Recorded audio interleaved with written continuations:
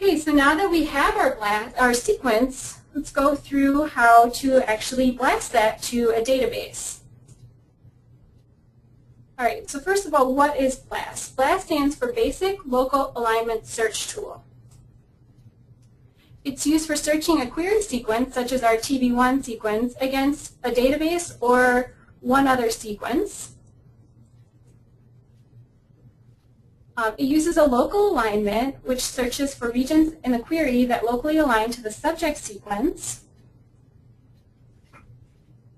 And the way that BLAST works is it uses a word-based heuristic so that it takes a portion of the sequence as the seed and then extends out from there using a local alignment method.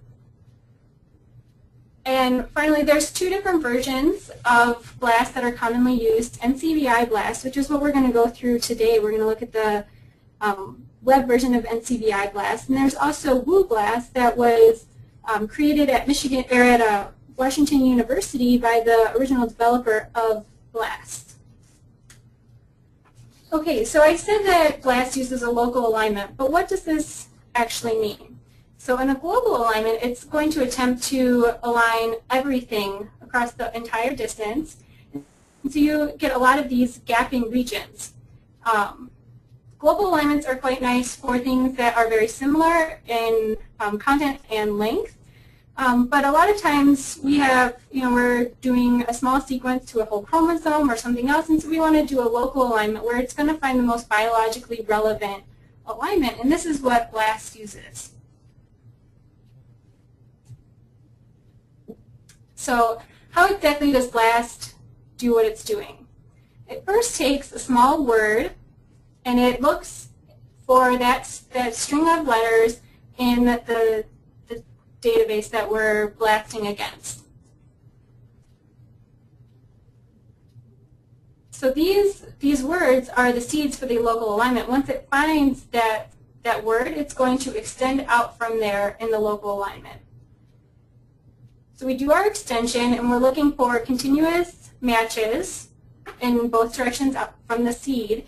And if we have mismatches, we're going to have penalties for that at this point. So it's going to keep continuing out until it can't any longer. And then it's going to do a local alignment where it's a modification of the Smith-Waterman algorithm. And this is where we put gaps in. So this is the gapped part of the alignment process. And then finally, it's going to use a scoring method to decide if these sequences are similar enough to be reported back to the user based on a probability that it's random or not.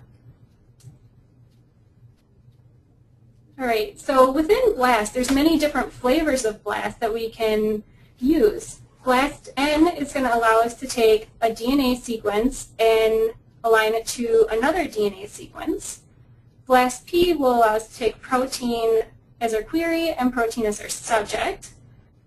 BLAST-X, our subject or our query will be DNA, but it's going to do a 6-frame translation of it, and then it's going to go against a database that's protein sequences. T-BLAST-N is a query that's protein, and then the database is going to be DNA, but we're going to do a 6-frame translation on that. And then finally, we can do T-BLAST-X where both the query and the subject are DNA, but we'll do 6-frame translation on both of those and see if we get any alignments within any of the frames. So because you're doing 6-frame translation on both the query and the subject, this is going to be your slowest flavor of BLAST that you can use. So which program should you use? That's a big question. And it depends on what database you have, what query you have, and how much sensitivity you need. So obviously you're going to be limited by the nature of your subject and query, as if it's DNA or protein. But then beyond that, BLAST-N and BLAST-P are both good for identifying sequences that are already in databases or finding local regions of similarity in closely related organisms. BLAST-X is what you're going to want to use when you have nucleotide sequences, an unknown reading frame, or sequence errors that could lead to a shift in the coding sequence. And the reason that you want to use BLASTX here is because it's going to allow you to have the 6-frame translation. So if you have an error that's going to shift your coding, shift your frame, it will find part of it and then in another frame the other part of it. And then tBLASTN is going to be useful for finding homologs in sequences where the frame is unknown or sequencing errors are likely to be present, such as ESTs or draft sequences. Now this is not the end-all for which flavor of BLAST is going to be the one you want to use, but this should help people to get started with their own research in deciding which flavor is the best one for them.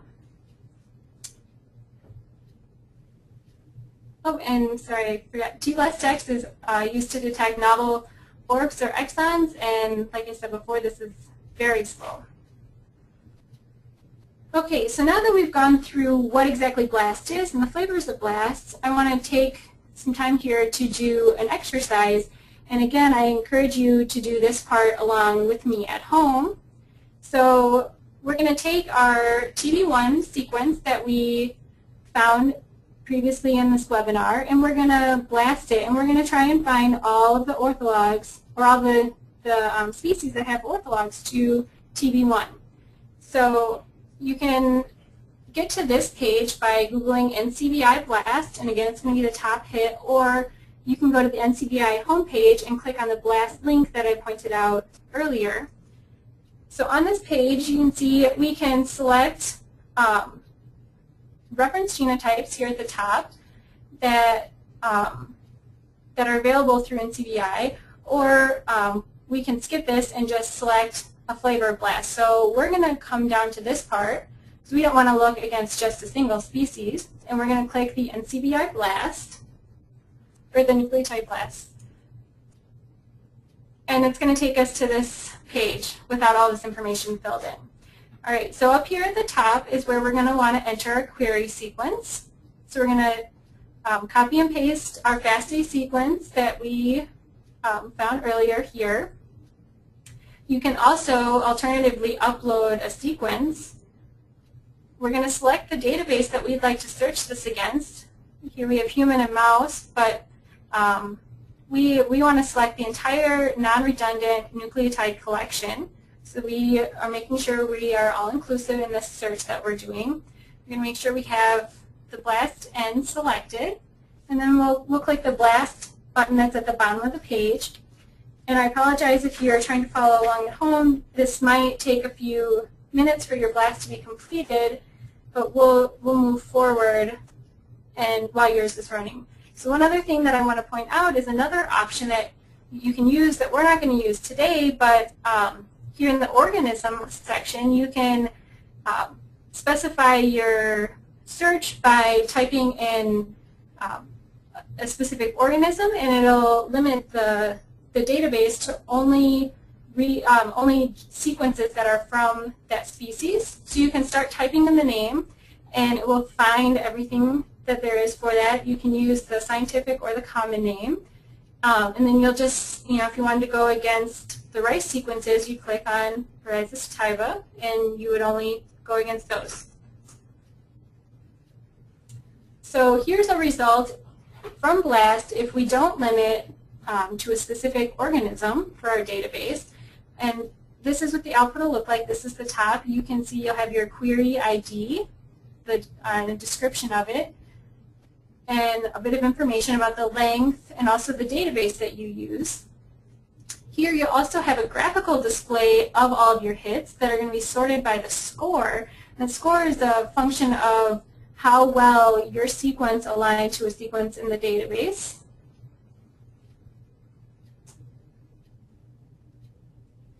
If we scroll down a little bit further, we get this table format here, and what we have is the score for the alignment, the coverage, and identity, as well as this E-value, which is a measure of the significance of the hit. So the smaller this value, the better the hit. So you can see here, our top hit is to itself, which is good. That's what we would expect. And it's 100% coverage, 100% identity. And And if we keep looking down, we have mostly grass. Here we have sorghum, rice, switchgrass, pearl millet, everything that we would hypothesize to see this aligning to. So if we want to see this specific alignment now, we can either click on this max score and it'll take us down, or when we were on the previous page, each of these is a link to an alignment as well. So by either of those methods, we will get down, or you can scroll down to these alignments, and you can actually see a specific alignment. So here we have an alignment. I selected the one to sorghum, and you can see where the mismatches and insertions and deletions are in the alignment, and it also gives you details about the identity, so how many of the aligned nucleotides were the same here. Okay, so that's a basic how-to on using the web-based BLAST interface. For more information on BLAST, you can go to this URL. So the web-based BLAST interface is really designed for low-throughput searching. If you have a lot of sequences or you want a very specific personalized database, you may want to consider getting the command line format of BLAST, which is downloadable. Not only does this allow you to create custom databases, it also allows you to search many sequences simultaneously rather than putting one in at a time on the web interface. So for people who want to use this command line, I highly recommend getting a program such as Ubuntu, which is a Linux virtual machine that you can put onto your computer in programs such as VirtualBox. And I definitely recommend this for PC users, as many of the programs that we're going to discuss in the next part of this webinar are Linux, Unix based, but also for Mac users out there, there's within Ubuntu, there's modules that make it quite easy to download a lot of these programs that you may want to use.